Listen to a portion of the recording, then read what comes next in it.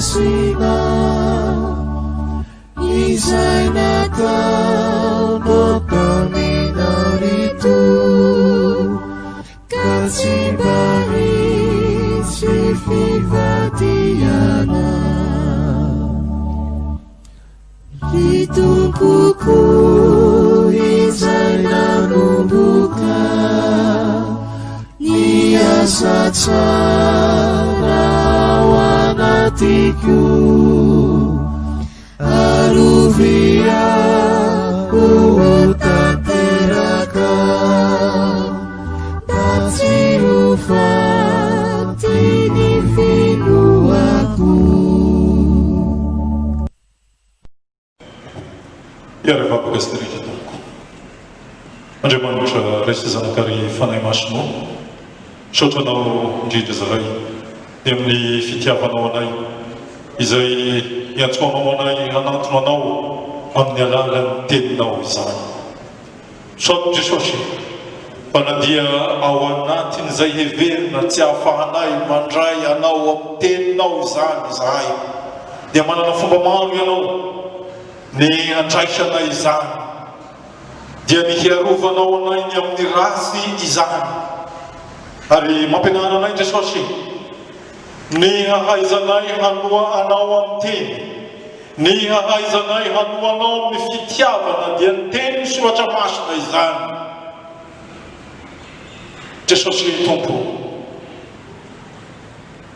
ny amin'izao rivotra iainanay ankehitriny izao dia hazony amin'ny finoana izahay ny tsy ho azo ny fankapanay hoentin'izao tontolo izao izay hampiananay ny amin'ny anjara fanompoana izay niantsoanao anay fa handehananay koa ny amin'ny fijoroana vavolombelona ka hanononanay zaraky ny fifohazana koa indrindrandrindra fa tsy hiala aminao izahay Jesosy na inona midona na inona mitranga eto amin'ity tany rito firenena ity izany.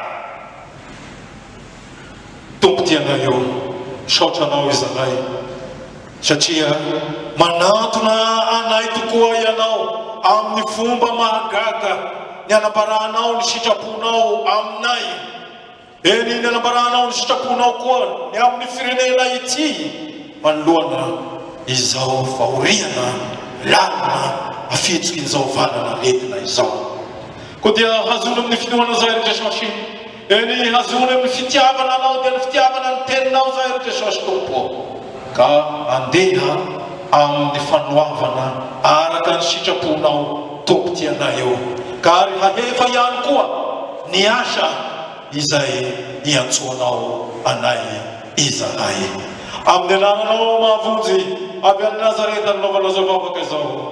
Amen.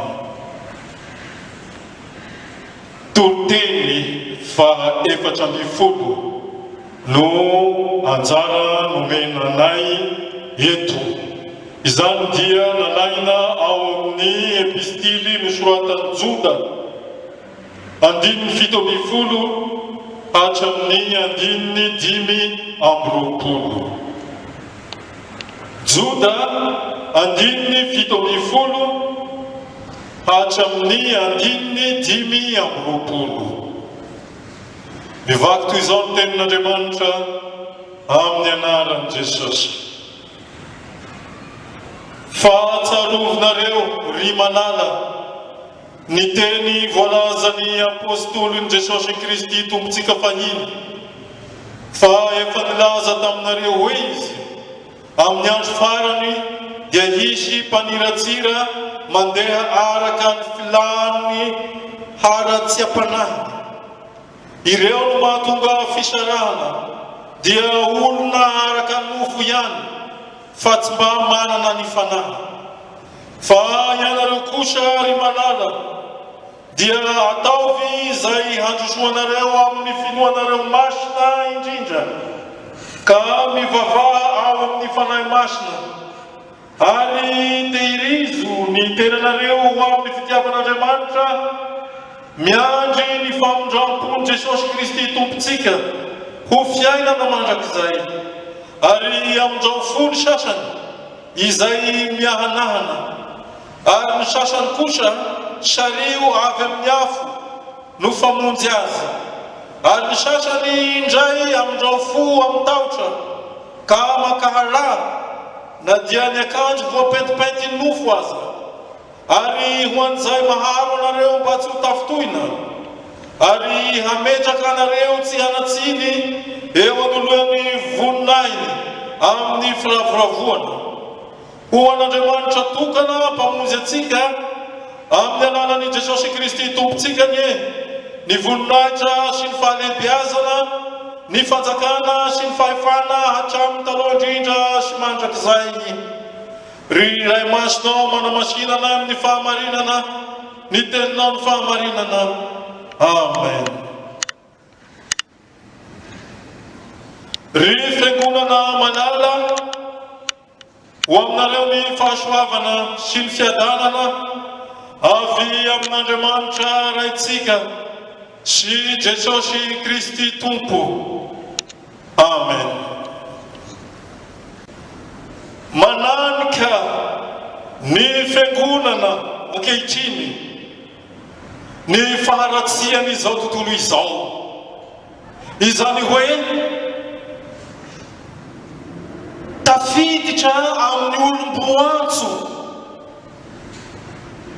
ny fisalasalana ny amin'izay nampianarana sy izay nampinoana azy dia ny fihazonana Jesosy Kristy ho tompo sy mpamonjy noho ny hetraketraky izao tontolo izao. Tamin'ny vanim-potoana nanrotany Pestiliny Joda izany, eny fa na izao ankehitriny izao koa dia ao anatin'ny tahotra sy tebiteby ny kristiana maro, ny olom-boantso maro, ny amin'ny fanahiana, ny amin'ity fiainana izay lalovana ity. Miantso ny olom-boafidy Andriamanitra fahiny tamin'ny alalan'ity epistily ity,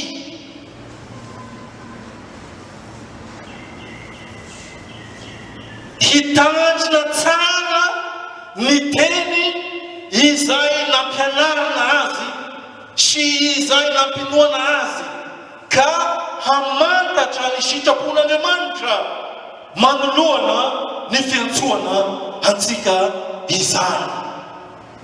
Satria ao amin'Andriamanitra ny plano ny fiainantsika, ary izy irery ihany no mahay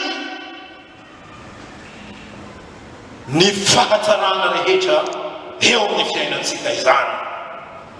Ary ny fiangonana fahiny koa zany nanotany Joda koa dia voapentipenty ny fampianarana maro isan-karazany izay tahampiala azy ny amin'ny fiantsoana, izay tampiala azy ny amin'ny fanoavana ny tenin'Andriamanitra. Ka dia nanoratra izao epistily izao Joda. Paoly apôstôly ampitenen'Andriamanitra ny amin'ny fanahy, nananatra ny Timoty zanany manarany. Ny Timoty voalohany toko fahaefatra ny andiny voalohany dia milaza izy hoe fa ny fanahy milaza marina fa amin'ny andro aoriana dia hihenitra amin'ny finoana ny sasany, manaiky fanahy manitaka sy fampianaran'ny demonia.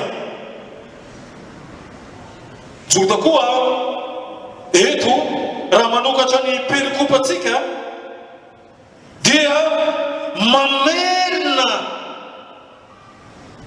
ny fiangonana izy hiorina ny amin'izay efa nanorenana azy ny ao amin'i Jesosy Kristy, ka mampahatsiaro ny teny rehetra. Araka ny atatsika ny andiny fahavalo amby folo dia zao ny voalaza ao: fa tsarofinareo ry malala ny teny voalaza ny apôstôlin' Jesosy Kristy tompontsika fahiny, mampihazona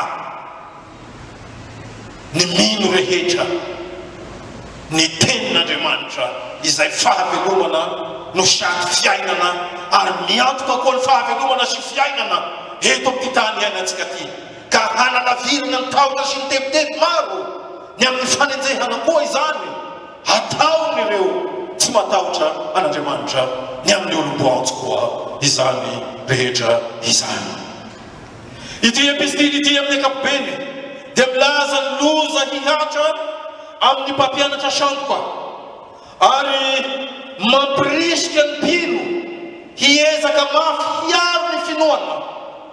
Zany hoe epistily mifono teny fananarana, mikendry fampirosiana an'ireo voanjo hihazona ny fahatsaran'Andriamanitra izay miantso azy ao amin'ny fahasoavana, hanoa sy hihazona ny tenin'Andriamanitra ho fahavelomana sy fiainana, ka tsy ho mora havily fiainan'izao tontolo izao izay tena manao ny afany tokoa ankehitriny, ny hahatonga ny olon'Andriamanitra hiala amin'ny fanompoana marina an'i Jesosy Kristy tompontsika izany.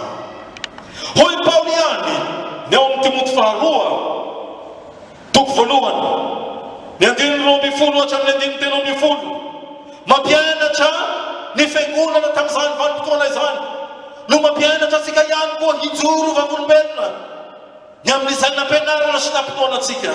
Dia zao nolazainy Paoly, ary noho izany koa no iaretako izao zavatra izao ka tsy menatra aho satria fantatro izay inoako, ary matoky aho fa izy dia mitahiry izay zavatra natolotro azy mandra-piaviny izay andro izay, tano amin'ny finoana sy ny fitiavana ao amin'ny Kristy Jesosy, ny mariky ny teny tsy misy kilema izay efa renareo tamiko.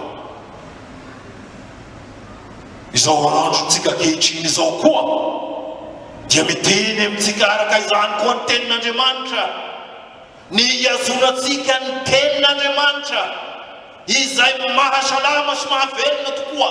Alazainy Paoly eto hoe teny tsy misy kilema, teny tsy misy kilema. Izany tenin'Andriamanitra izany ihany no hany ahitantsika ny voninahitr'Andriamanitra zay tiantsika, ny voninahitr'Andriamanitra zay miaro sy mombatsika, eny ny voninahitr'Andriamanitra ihany koa izay manambara ny lalana hijoratsika manoloana ny ady sarotra iainantsika fiangonana koa ankehitriny. Nandalo zany ady sarotra izany ny fiangonana vahiny tamin'ny andro nanoratany Joda izany. Tsy lazatsika ny fampianaran-diso tamin'izany vanim-potoana izany izay lazaina hoe antinomianisme, izay efa niteradoza teo amin'ny fiangonana io, izay mampianatra ny finoana kristiana ho afaka amin'ny fitandremana ny lalàna noho ny firaisany amin'Andriamanitra. Fampianarana izay manohitra ny lalàna na ny rafitra ihany koa izay fampitazaina tao amin'ny fiangonana tamin'izany vanim-potoana zany, ka hahatonga ny fiangonana ho toy ny fanjakany baroa. Ary dia mbola hita tamin'izany ihany koa ny fampianarana izay noenty ny fampianarana libertina tamin'izany vanim-potoana izany, ka izay kendrenany amin'ny fampianaran-diso tamin'izany vanim-potoana izany dia ao ny fampitahorana ny olona, ny hampiala ny olona ny amin'ny fiangonana, ao ihany koa ny fampianaran-diso izay hahatonga ny olona tsy hiaina araka izay kendren'Andriamanitra ny tenin'Andriamanitra, fa hanohitra ny tenin'Andriamanitra ka hahalasa ny fiangonana ho fanjakany baroa. Ity dia mampitanjona antsika zanaky ny fifoazana ankehitriny ity fampianarana ity, fa matetika isika zanaky ny fifoazana ankehitriny dia milaza ny hoe eo ambany fitalian'ny fanahy masina ka manao tsinotsinona ny rafitra. Eny ny boky manga aza dia veritsika tsinotsinona izay mandrafitra ny asa tsika zanaky ny fifoazana izany. fa hoentiny fanahy sy tariny fanahy koa tsika mampitandrina antsika izany ny amin'ny reto fampianarana maro ihany koa zay efa nisy tamin'ny fiangonana zay naratany Joda zay mampianatra ny fiangonana ny amin'ny tsy handehanana ny amin'ny sampy fanoavana ny tenin'Andriamanitra fa handehanana ny amin'ny fanoherana ny tenin'Andriamanitra izany fampianarana izany mampitandrina fantatra ny amin'ireo olona misoloky ny anaram-pivavahana hoety mampianatra ny tsy fahamasinana rehetra ny epistily ary raha zay resika ny amin'ny ry andininy fahadimy ny andininy fahenina ny andininy fahafito ny amin'ity Joda ity dia ny ao amin'ny fampitandremana taony Joda dia naka fanazavana ny amin'ireo olona ratsy fanahy voalaza ny testamenta taloha izy ny finoan'ny Israely tany anefitra ny mponina tao Sodoma ny anjely ny etry ary hitatsika ny amin'ny andininy faha 1 fa nampitahainy tamin'ny Kaina mpianona ny rahalainy mpiodina ary Balama mpampianatra sandoka io no hitasika ny amin'ny Joda ny amin'ny andininy fahadimy fahenina fahafito ery izany izay amerenina ny tenin'Andriamanitra ny olona ny amin'izay lalana ampomban'Andriamanitra ny amin'ny fikendreny sy ny fikasany ka Andriamanitra ihany koa izay tonga amin'ny fahatezerany ny amin'izay tsy manaiky azy ny amin'ny teniny izany raha ny texte anjaratsika dia ny izay efa nilazay Paolo tery aloha ny hoe fantatro izay inoako io ny fikendrena fanorena mpinoana momba ny famonjena ary izao andininy fahafito anjaratsika zao dia mandray ny andininy fahatelo ery aloha bakto izao minarana Jesosy ry malala raha manao izay zotopo rehetra anoratra aminareo aho hilaza ny amin'ny famonjena ambolatsika dia nisy nahatery ahy nanoratra aminareo hananatra mba hiezahanareo mafy hiaro ny finoana izay voatolotra indray mandeha monja ho an'ny olona masina fanorena mpinoana no anjaratsika eto ka izany fanorena mpinoana izany dia fanorena mpinoana indrindra ny amin'izay ananatsika n'Andriamanitra ny amin'ny teniny sy ny asan'ny fanahiny ihany koa izany sy ny asan'ny fanahiny ihany koa izany satria mahazo vahana haingana eo amin'ny fiangonana ireo mpaminany sandoka sy mpilazalaina ireo mahazo vahana ao amin'ny fiangonana ireo mpakakeriny ihany koa manao sity mahery atsika zanak'Andriamanitra ka hiala ny amin'ny fanompoana marina an' Jesosy Kristy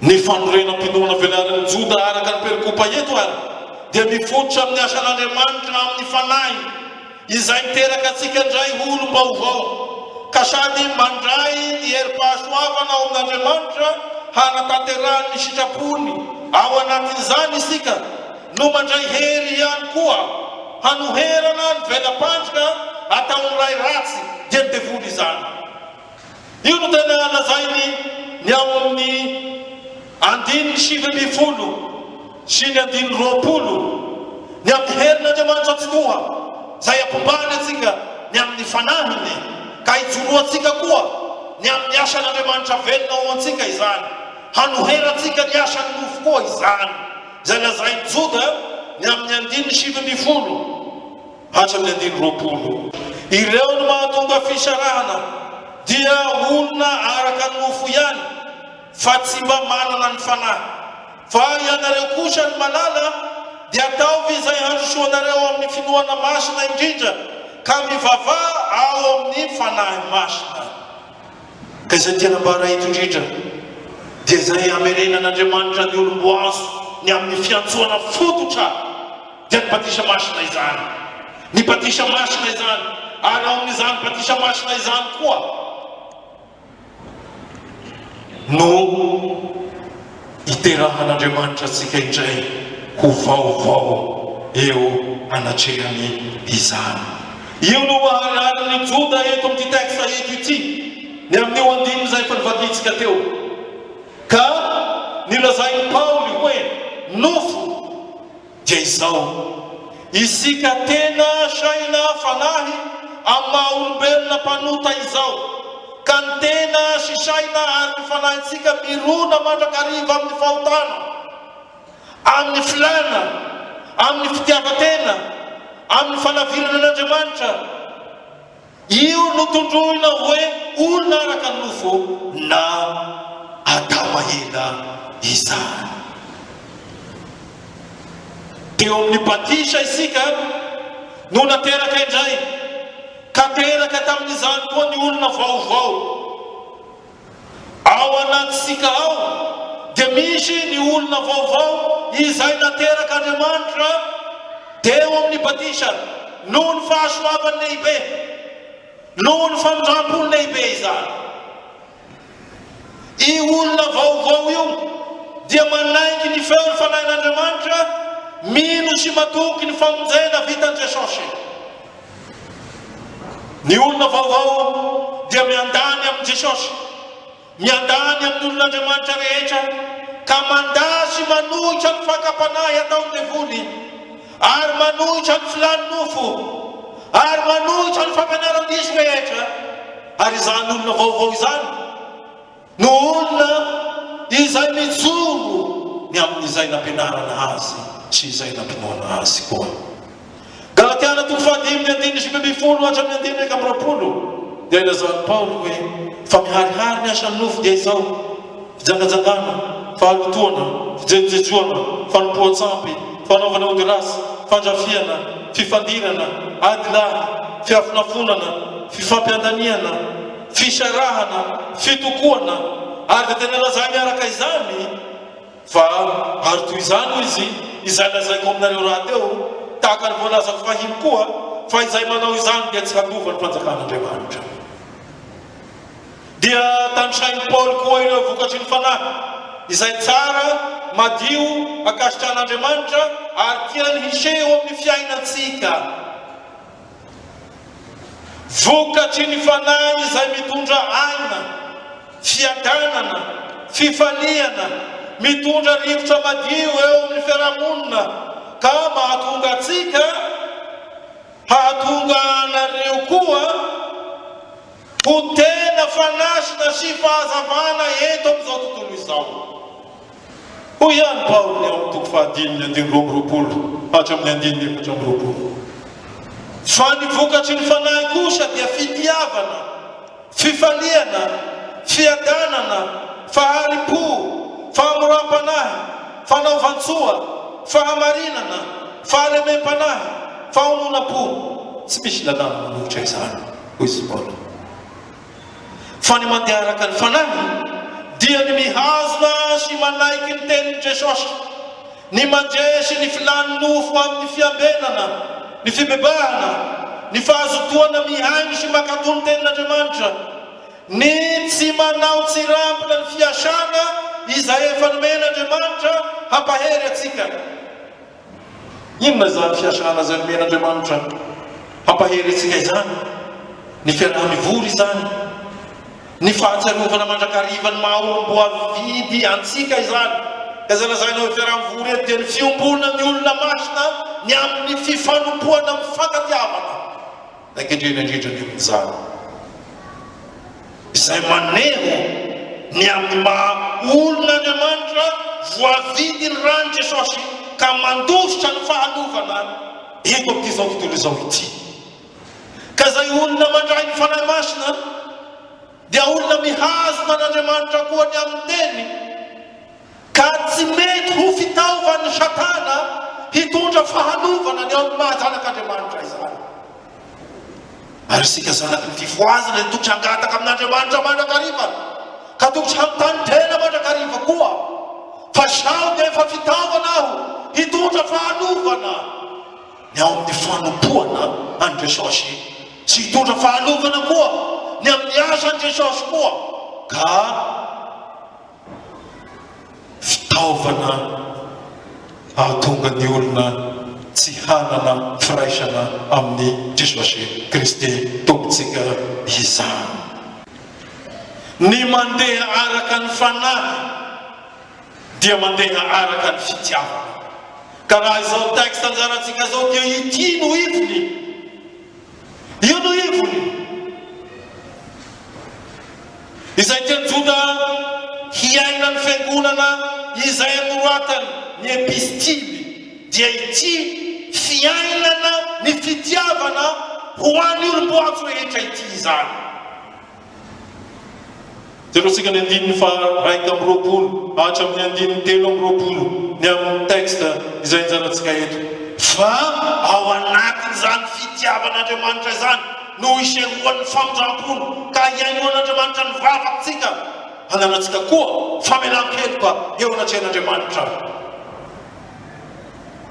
Ny andininy 1:20 hatramin'ny andininy 3:20 ary tehirizo ny tenanareo ao ny fitiavan'Andriamanitra miandry ny famondram-pony Jesosy Kristy tompontsika ho fiainana mandrakizay ary amin'izao fo ny sasany izay miahanahana ary ny sasany kosa sariho avy amin'ny afo no famonjy azy ary ny sasany indray amin'izao fo amin'ny tahotra ka mankahana na dia ny akanjo voapentipenty nofo azy.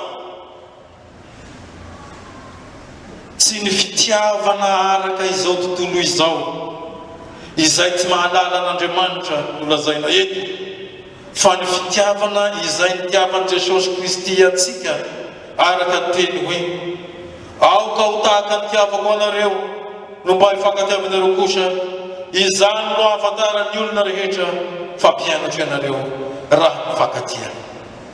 Izay ampianarina antsika kosa ankehitriny ry havana ny amin'ny asan'ny fanahy dia niverenantsika zanaky ny fifoazana amin'ny fitiavana voalohany izany.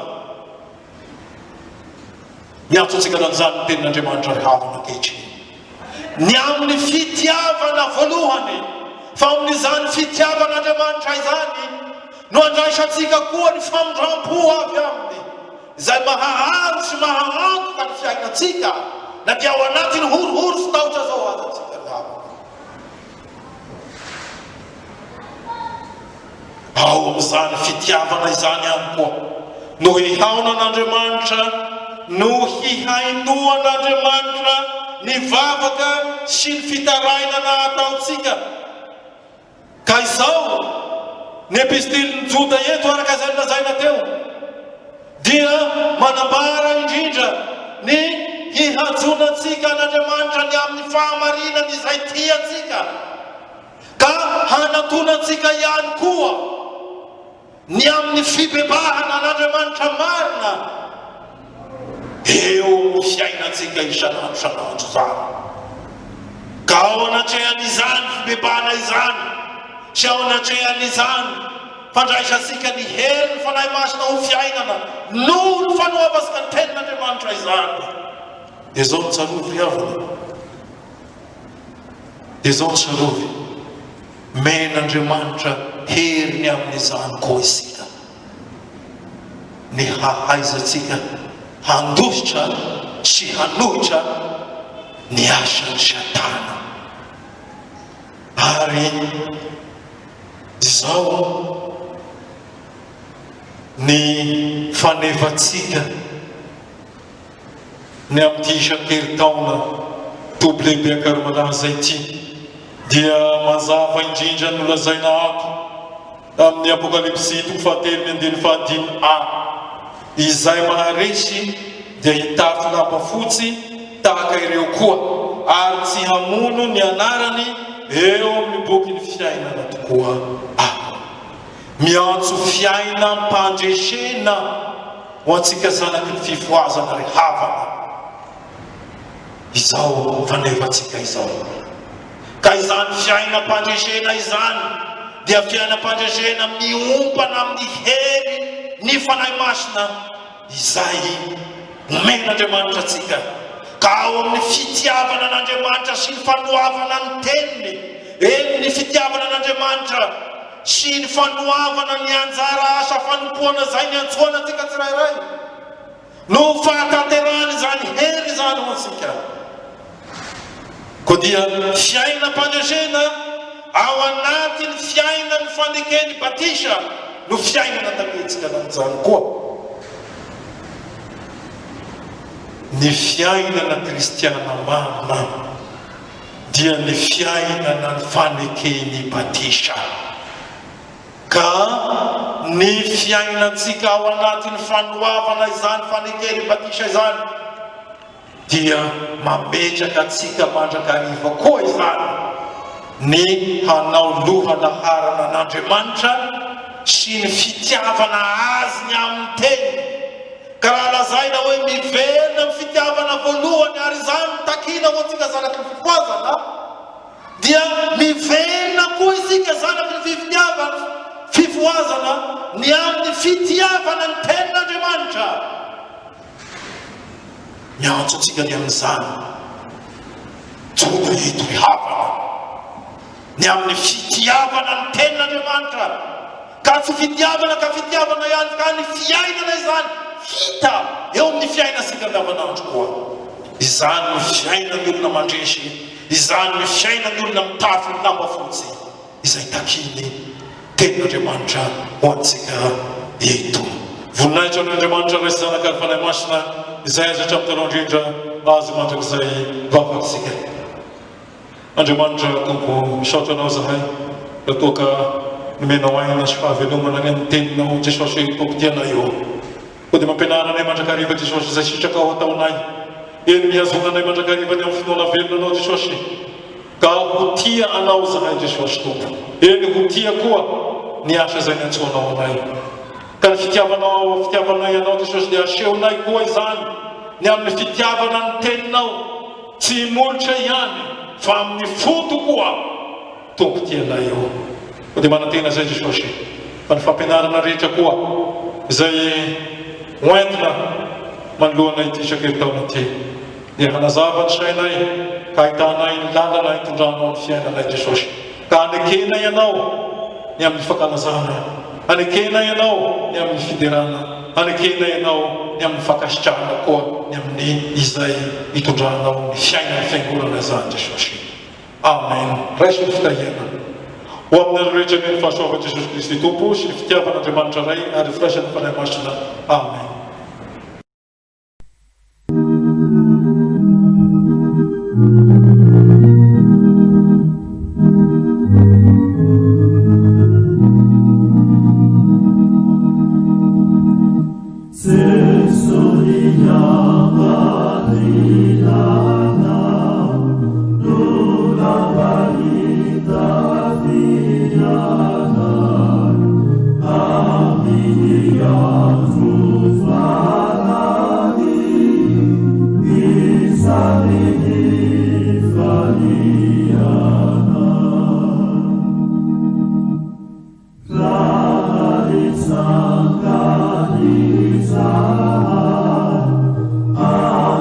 Hallelujah.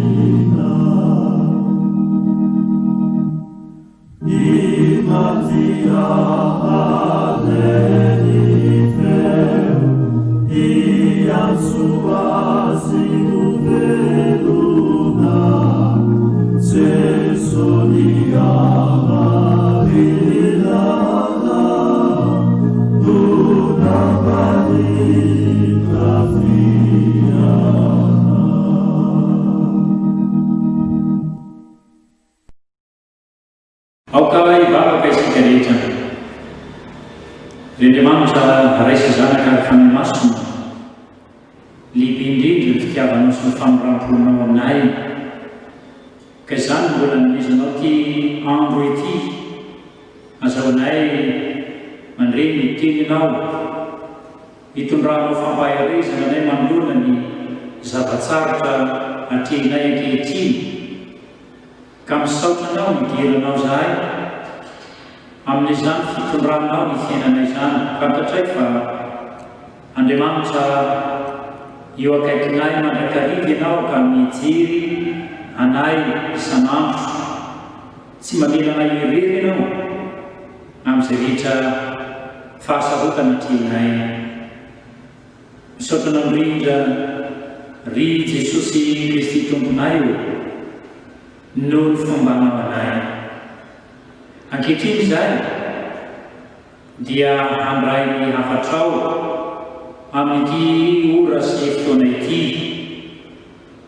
dia mangataka ny fananao masina hanokatra ny fonay ny sainay, handraisanay izany ao am-ponay, ka mba tonga anay tena hifitotra ary tena hino izay tokanao manakarivo.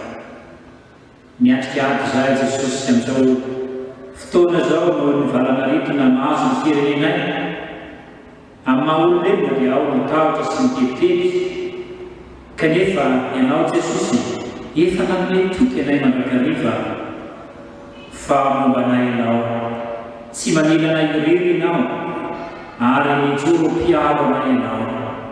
Ka mangataka anao Jesosy hainjiro ny sambana mahery, androtana sy anyrava ny devoly sy ny asana rehetra, hainjiro ny sambranao nyrava sy anombotra izao aretina mahazo ny firenena izao. Mamindra fominay Jesosy, mamela indrindra ny elokay. Dia mangataka izahay ny mba hitahinao ny teninao, azahoanay fampaharezana amin'izany. Ny anaranao Jesosy, amen.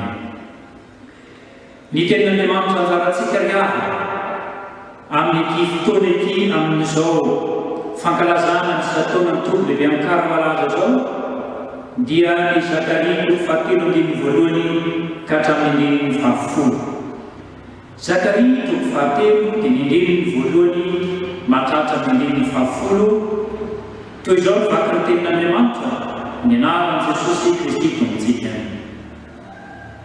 Ary dia naseho niangy fa ilo Josoa mpisorona be mitsangana teo ny atrehan'ny anjelin'i Jehova, ary Satana mitsangana teo ankavanany hiampangazy. Ary hoy Jehova tamin'ny Satana, hananatra anao ane Jehova ry Satana, Jehova izay nifidy an'i Jerosalema nie hananatra anao. Tsy foroana no sarina tamin'ny afo va ity? Ary Josoa nitafiana maloto ary nitsangana teo alohan'ilay anjely.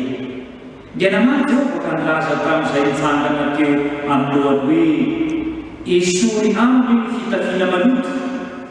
Ary koa izy tany, ilo efa nisoriko ny heloka ao ary apiakanjolo akanjo fihaingoana ianao. Ary hoy izaho, aoka hasiany hamama madio eo an-dohany, ka dia nasiany hamama madio teo an-dohany, sady nampitafiana izy. Ary ilay anjelin'i Jehova dia nitsangana teo.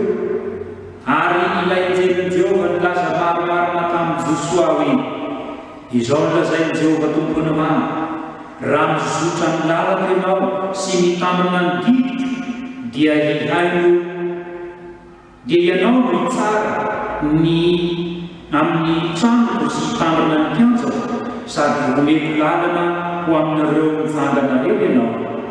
Koa ny hainoa ry Josoa mpisorona be, dia ianao sy ny namanao izay mipetraka eo alohanao, fa olona atao fahagagana ireo, fa indro hoentiko rantsaka mpanompo fa indro ny vato izay napetrako teo alohan'i Josua. Ny vato iray dia banjin'ny masito. Indro soratako ny sorany ho Jehovah tompony maro ary esoriko indray andro monja ny heliko ity tany ity. Mizany amin'izany ho Jehovah tompony maro dia samy antso ny namanareo avy hoeo ambanin'ny voaloboka sy hoeo ambanin'ny aviavy anareo. Ray masonao manamasinany amin'ny fahamarinana ny teninao ny fahamarinana. Amen. Revana manalo amin'ny tompo ho aminareo mandrakariva le ny fahasoavana mampiadana avy amin'Andriamanitra antsika sy Jesosy Kristy tentsika. Amen. Miara misaotra n'Andriamanitra isika riavana mahatratra izao isan-taona ny tompo-dehibe amin'ny kara-malaza izao. Eny fa na dia tsy afaka mivory no ny anehana ara-pahasalamana asika amin'ny fisinyvalana retina eto amin'ny firenena. Isaorana kosan'Andriamanitra izay mitondra antsika mandrakariva ary tsy manela antsika hoerera ka manome antsika miteny fampaharezana manoloana izany antasarotra antrehitsika izany mba ho mpandresy isika miarahana an' Jesosy Kristy ilay tiantsika. Miarahaba antsika ariavana natratra izao fotoana izao ny fampirampon'Andriamanitra ary mbola afaka mandre ny teniny isika amin'ity vaninandro ity. Ny toriteny anjarantsika dia toriteny fahafito ambin'ny folo. Toriteny fahafito ambin'ny folo izay nalaina tao amin'ny Zakaria toko fahatelo andiny voalohany ka hatramin'ny fahafolo izay efa norenesitsika teo. Ny bokin'ny Zakaria no lava sy milaza betsaka indrindra momba ny fiavian'ny Mesia raha ampitahaina amin'ny ireo boky antsoina hoe mpaminany madinika. Ity boky ity dia misy tovizana amin'ny fomba fanoratra amin'ny boky Apokalipsy.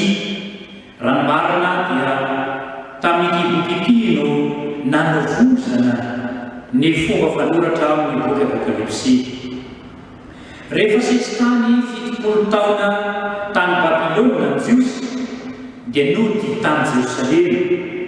Saingy tanàna rava sy potika no novatan'izy ireo. Na izany aza dia misy ny fanantenana, ny hanorona sy ny hanarana indray ny tanàna rava.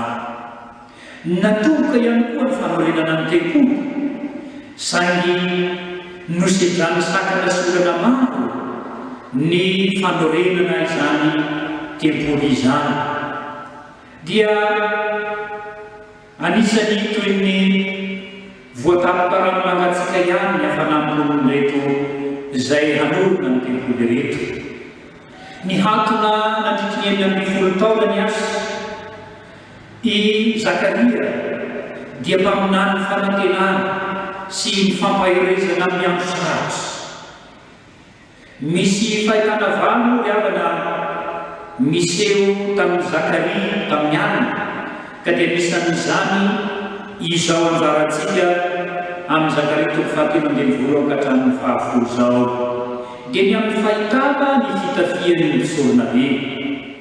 Ka ny lohateny omentsika ity anjarantsika ity dia ny hoe ny fahitana sy ny hafatra haingony ho antsika amin'izao andro sarotra izay diavintsika izao. Ny fahitana eto riavana dia manazava ny asan'Andriamanitra eo amin'ny olona. Nahita an'i Josua misorona be mpaminany Zakaria izay niverina tany Jerosalema niaraka tamin'ireo sisa tavela izay nanomboka nanamboatra ny marina. Josua nitsangana eo anoloan'ny anjelin'i Jehovah ary Satana nitsangana teo an-kavana izay ny ampangazy. Hitantsika ny angelin'ny voalohany izany. Satana eto dia midika ho mpanohitra, mpiapana. Izy no lohan'ny fahavalon'Andriamanitra sy ny olona. Ary dia mitady ilika ahafahany manohitra azy ireo ity fahavalo ity. Ny fitafiana maloton'ny Josua kosa iray dia entina manambara ny fahotan'ny olona izay hiampangany Satana azy. Nolavin'i Jehova Andriamanitra izany fiampangano izany. Indroa Jehova no tezitra tamin'ny Satana ka niara ny olona. Hitantsika ny faharoa izany. Ampahatsahivon'i Jehova fa nofidian'Andriamanitra Jerusalema sy ny olona.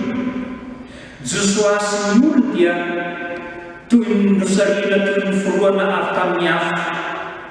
Maneho ny fahababoana tao Babilôna eto ny afo.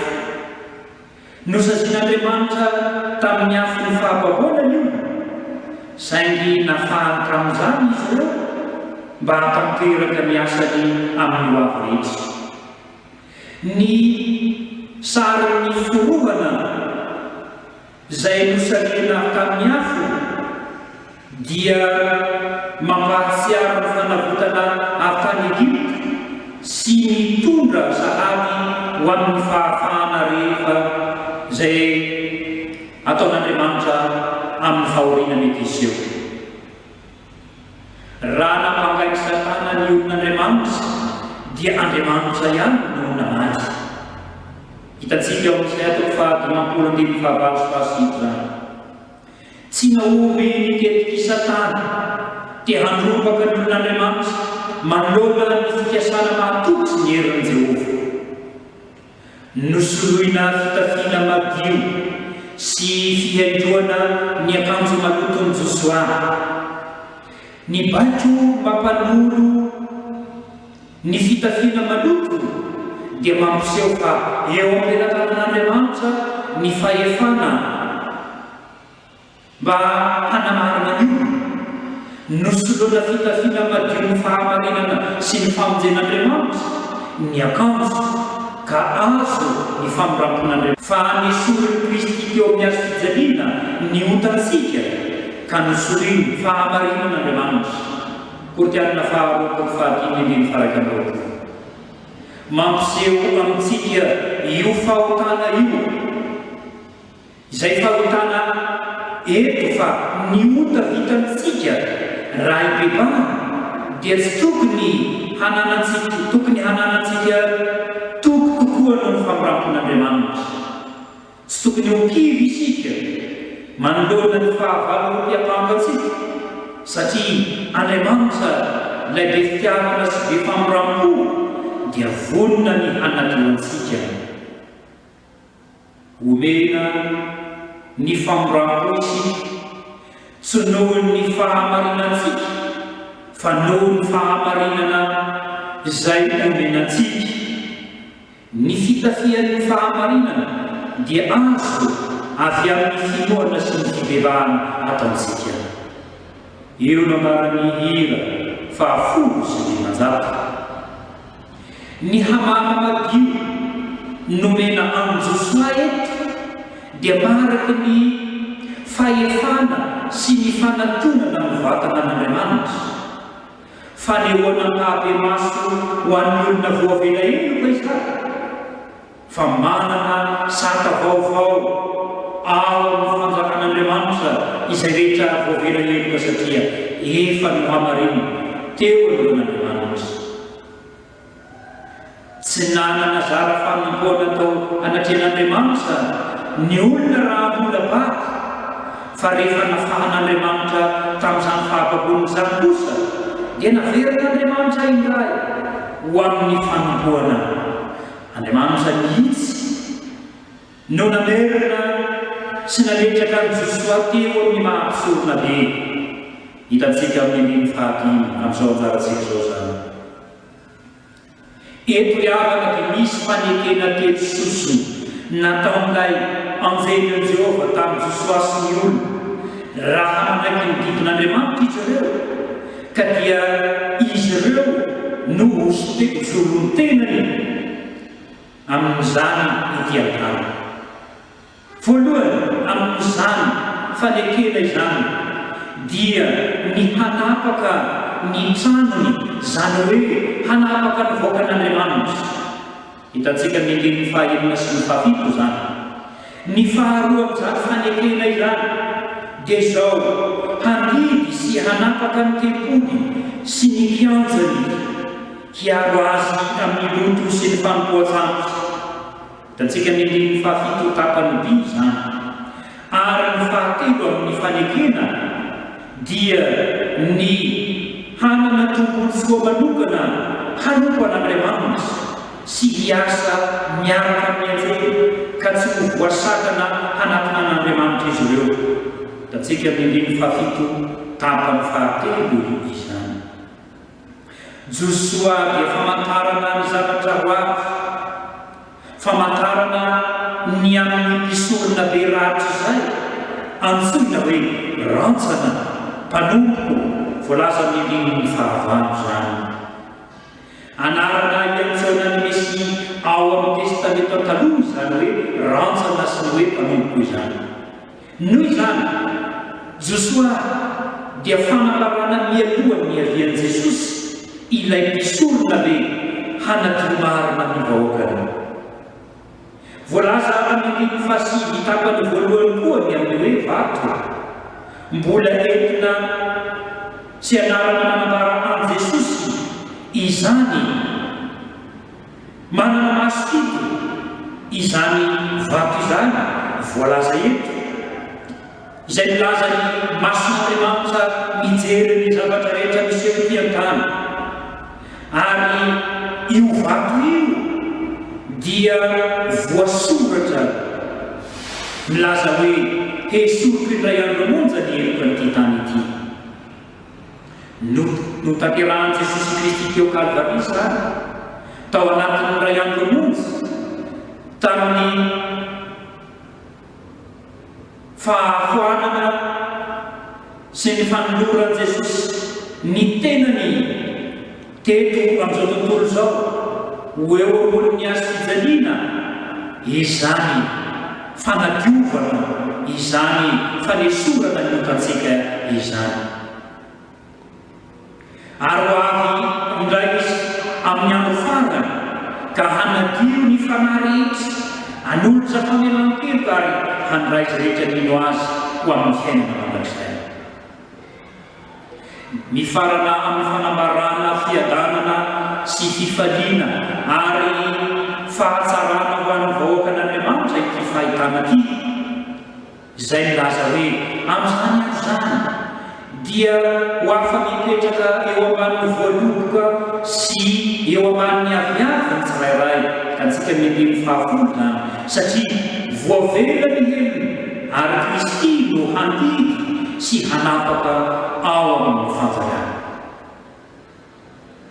Inona ry havana no afatra hoentin'izao tenin'Andriamanitra anjarantsika izao dia ny amin'ny fahitana ny amin'ny fitafian'ny Josoa mpisorona be. Josoa ry havana no misoro tenany olon'Andriamanitra. Ny fitafiana maloto dia manambara ny fahotantsika eo anatrehan'Andriamanitra ka hiapakany Satana antsika ny amin'izany. Tsy avelan'Andriamanitra hiampanga ny olon'Andriamanitra nefa ity fahavalo ity.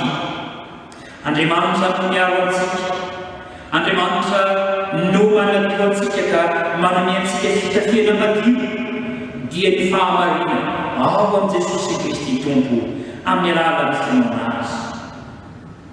No ireo fahotana vitantsika ireo anefa dia tsy misy lalana azahoantsika fanadiovana afa-tsy ny fiekensika ny fahotantsika eo anatrehan'Andriamanitra ihany. Ny fivavahana ihany no azahoantsika fanadiovana sy famelan-keloka avy amin'Andriamanitra. Fa izay tsy mibebaka kosa ry havana dia tsy mba mahazo ny fitahiana satria maloto izy eo anatrehan'Andriamanitra. Manoloana an'izao ady sarotra izao isika ankehitriny dia ny amin'ny valanaretina coronavirus izay tonga eto amin'ny firenentsika koa ry havana. Izany zavatra miseho zany nefa dia entin'Andriamanitra hiantsoana antsika, entin'Andriamanitra hitaomana antsika hanatona azy, fa tsy misy lalana ho amin'ny famonjena afa-tsy ao amin'ny ireny. Izany valanaretina izany no mambabo ny firenena ankehitriny, ka isika dia toy ny forohana izay nosaliana avy amin'izany afo ny fahababoana izany dia ny valanaretina misy eto amin'ny firenena. Andriamanitra riavana no te hisaraka antsika ho afaka amin'izany afo ny fahababoana izany, fa izao no antsony amintsika fidebahana. Miantso antsika ho amin'ny fidebahana izy, ary te hanolotra antsika hamama madio dia ny maraka ny famelan-kely dia ny fahamarena ny famonjen'Andriamanitra. Izany no hamama madio tian'Andriamanitra homena antsika. Aza kivy ava, aza mamoy fo, fa raiso ny toky homen'Andriamanitra antsika, raiso ny teny ho fampaherezana antsika izay entiny Zakaria mpaminany koa mandona izao ady sarotra atrehintsika izao. Satana fahavalo dia tsy afaka miampaka ny olon'Andriamanitra. Andriamanitra no miady antsika, Andriamanitra no manamarina antsika, Andriamanitra riavana no tiaro antsika eo natrehan'ny fahavalo ratsy izay misy eto amin'ny firenentsika ankehitriny. Tena toky lehibe ho antsika izao hafatra entiny mpaminany Zakaria izao. Ny fiadanana ampanantenan'Andriamanitra amintsika riavana dia izay ambaran'ny andiny fahafolo efa voalaza teo dia ny amin'ny hoe amin'izany amin'izany dia afaka mipetraka eo ambanin'ny voaloboka sy eo ambanin'ny aviaviny tsirairay. Fitsaharana lehibe tian'Andriamanitra homenantsika no ambaran'izany. Fifaliana lehibe sy filaminana lehibe homen'Andriamanitra antsika no ambaran'izany. Fiasana sy ny fanekena teny sosina izay nambara teo araky ny voalaza mandinin'ny fahaenina sy ny fahafito teo. Rihavana raha manaiky sy makatony didin'Andriamanitra isika dia ho antsika koa ireo fanekena teny sosina nambaran'ny anjenan Jehova ireo. Hanapaka ny trano Jehova Andriamanitra isika, hanapaka ny voakan'Andriamanitra isika, hanananjara asa lehibe amin'ny fanompoanan'Andriamanitra ao fanjakana isika. Homen'Andriamanitra fahefana isika handresy ny hery ratsy rehetra izay fanolazain'i Jesosy tamin'ny mpianany araka ny Marka 5:10 andininy 7:10 sy ny manaraka. Eny Jehova Andriamanitra dia hametraka antsika ho amin'ny andraikitra lehibe amin'ny mahampanompony antsika dia miasa fitorina ny filazantsara ny fijoroana vavolobeny. Jehova Andriamanitra nihitsy ny riavana no hamerina antsika ka mba hananantsika ny saka vaovao ao amin'ny fanjakana. Aza matahotra riavana fa izao kosa aoka hiala amin'ny fahotana, aoka hiala amin'ny faharatsiny isika, aoka hiverina sy hitodika amin'Andriamanitra isika, aoka isika riavana handao ny fomba n'izao tontolo izao. Andriamanitra tiantsika ka miantso antsika ary te hambay antsika indray izy, ary vonina ny amela ny helintsika mba hananantsika fiainana mandrakizay. Voninahitra ny eo an'Andriamanitra ilay zanaka fanay masina izay fahazo hatramin'ny taloha ary mbola azo mandrakizay. Amen.